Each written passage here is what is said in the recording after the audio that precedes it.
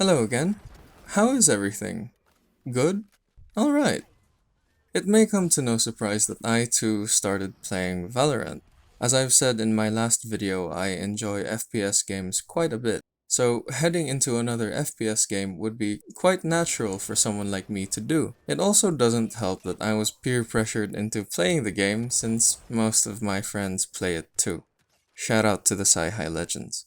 Now for today's topic, the clutch. An incredible feat of a player's gameplay, mechanics, and game sense. The decision making and the means to do them are one of the most important aspects of a good clutcher.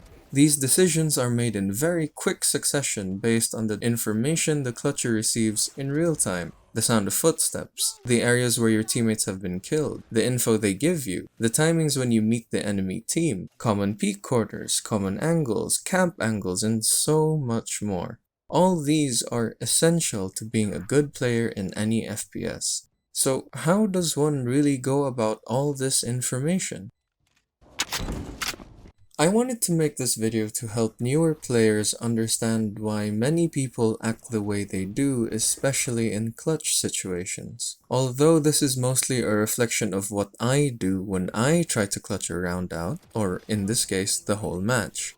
For context, this is the Spike Rush game mode in Valorant. It's short, sweet, and generally a pretty decent practice mode for when you don't want to sink your time in an unrated match. The map is Icebox, I'm using Omen, and it's sudden death. And I'll let the clip roll and explain as it goes. It begins. So first I want to go to A, but I need some reassurance people don't push the middle of the map and backstab me. So I reveal some presence through my smoke. It also helps that it covers anyone trying to get to the tube.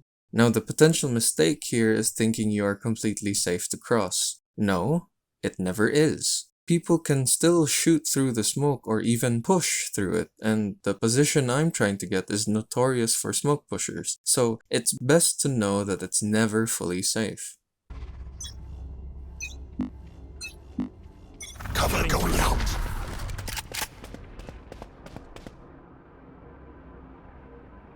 Now it's time to check corners and potential hiding spots that the defenders could use, and check if they push out from the A site. It is also important to notice that my team is currently all pushing B from our spawn. You can see it on the map.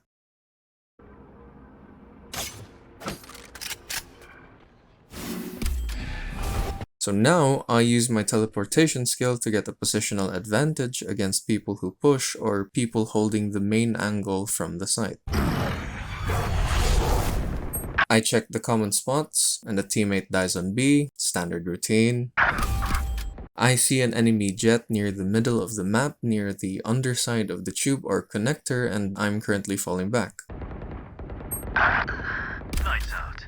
Now another teammate dies and is traded. I then decide that this would be the best time to surprise an enemy if they were to rotate from inside the site to the other side. So I jump up and try to catch anyone off guard. I check the potential hiding spot. I made the mistake of dropping immediately and exposing my position to any potential campers on the site. Thankfully, no immediate response, and really, luck is also a factor in this game as well. Enemy here.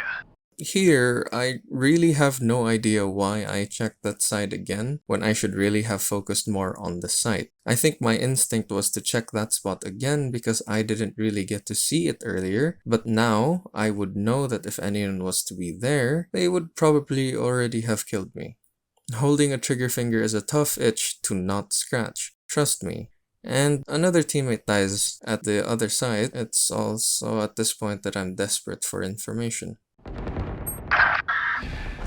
I TP up that boost area to gather attention and intel if there really were enemies on the site or near middle or at middle. Again, I'm lucky that there is no immediate response and that there actually was no one on site or near it. Last player standing.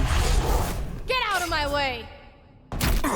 Jet used her ultimate, my last teammate died, and I finally decide that the site is completely empty, so I should plant. I could have honestly used the rappel line to make sure I didn't get damaged while going down, but I think my response was to get down as fast as I could, which in this case was a mistake. I think what was going through my head when I TP'd up was only to get information, and I was really supposed to get down right after.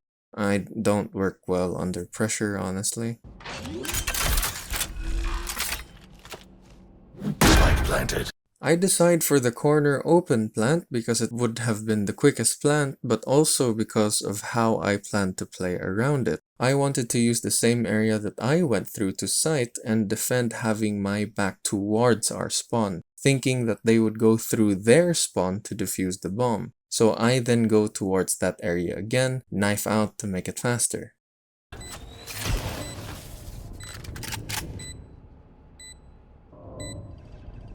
I hear a Sova arrow coming towards me from the spawn area. That tells me at least Sova pushed from B to our spawn. That means I can't use my original idea of having my back towards the spawn. This is bad. Now I have two potential areas that the enemy could come from both our spawn and theirs. I have to play with the corners to defend this bomb, so I go back into the site.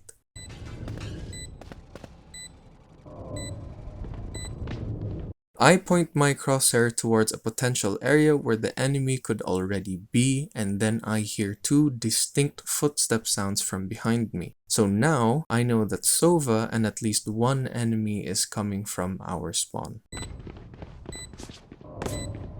One footstep is definitely closer than the other, and one of them is jumping, but I keep my crosshair where an enemy could peek from. The jumping tells me that they are most likely trying to get to the position I was in earlier. I need to act fast, so I move my crosshair to where the enemy could be, which is above me. They have no idea where my position currently is, and that's my only advantage. I hear another Sova arrow launch, so that enemy is definitely here. Gunshots from above, they are definitely above me. Still hearing footsteps, so definitely pushing me. All I hope is that they don't peek or show themselves at the same time. Well, they showed themselves at the same time, but luckily, they didn't check my position. Both are looking away from me, so I have to prioritize my targets. Jet is in the air because of her updraft, and she's easier to kill, and my crosshair is already closer. I hope again that the Reyna doesn't look behind. I kill the Jet, go for the Reyna, noting that the Sova is still here. Reyna's dead after my really bad aim and lucky spray. Another arrow, so now Sova has no utility other than their drone. It is ready. I need to reposition, but I also need to make sure that the last enemy wasn't at middle or I'd be dead. So I make the mistake of quick switching instead of running with my gun out. If the last enemy was there, that would have been the end of the round and I would have lost the match. Again, with a sheer stroke of luck, no one is middle, so now I have to decide how to delay them and make sure I get 1v1s instead of facing both at the same time. Time to use my utility. Blinding. Shadows traveling. I use my blind to, blind them, and I hear the Raze use her Doombot. This solidifies that no one is mid and I'm fighting both now. I then smoke the meeting point between the rappel and the protruding wall so that I cannot be seen from the corner position I was holding to kill Reyna and Jet. This also leaves room for me to peek at the left side to take a 1v1 if an enemy does try to attack from the open side. I peek the open side and I'm greeted with the Sova. I will then try to find a good angle to shoot them from, behind the smoke or in the open, but I cannot push through my smoke. The Raze may push through the smoke and kill me off guard. There was also the Doombot, but it wasn't going through the smoke anyway. You can actually hear it going away from me. I miss my shots and oh god, he has the golden gun. The one-shot power-up that you can only get in Spike Rush, and I'm lucky that it missed me. Ammo low. I need to reload. Raze also throws her nade across the smoke instead of inside of it. Raze is defusing and I just finished my reloading. In the current case, she could just stick the defuse and have the Sova cover them. And now I'm in a predicament. I have to stop Raze from defusing while also making sure Sova doesn't kill me. But that's what the smoke is for. Although they know I'm behind the smoke, they don't know how I'll react and use the smoke to my advantage. So I decide to go for the diffuser through the smoke. Gotcha. I also heard a footstep from behind the rappel object as I'm coming out of the smoke, so that means Sova wasn't covering but was instead pushing. So in my head, kill the diffuser, turn around, and kill the Sova. One enemy Diffuser dead, I back up into the smoke, but where is the Sova? remaining. Oh, there they are. But now I've obscured my vision. There's only one thing to do, spray and pray. And I got them. I clutched the round out and won the match. Woo! Go me. Don't forget to tell them that it was a good game and they played well. GG WP. Attackers win. Hold on to this moment.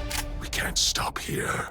Not gonna lie, but that clutch felt insanely good after what we went through to get that sudden death, but it was all worth it. Really, really fun times. So, there you have it. That was my thought process as I was going through the situation. Clutches really do have a lot of attention to information that come from things like sound cues. So it is incredibly important to be attentive and to react accordingly. And, well, that's it. That's all I have. What do you think are the most important parts of clutching? Leave your thoughts in the comments below, and now my mandatory reminder to tell you to like and subscribe, or just do your own thing. This has been Anonymous707, signing out. Peace, and have fun. It begins. Cover going out.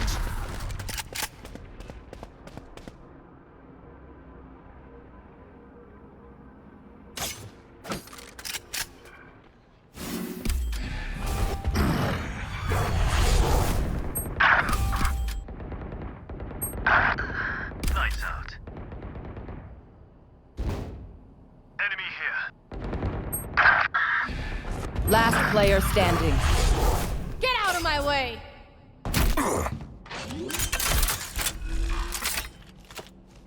Spike planted.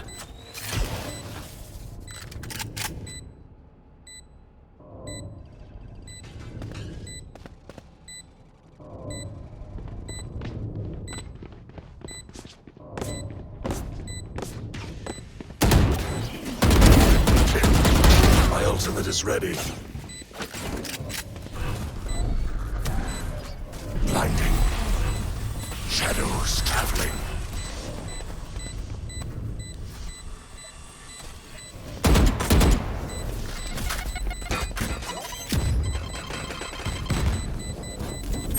One enemy remaining. Clutch. Attackers win. Hold on to this moment. We can't stop here.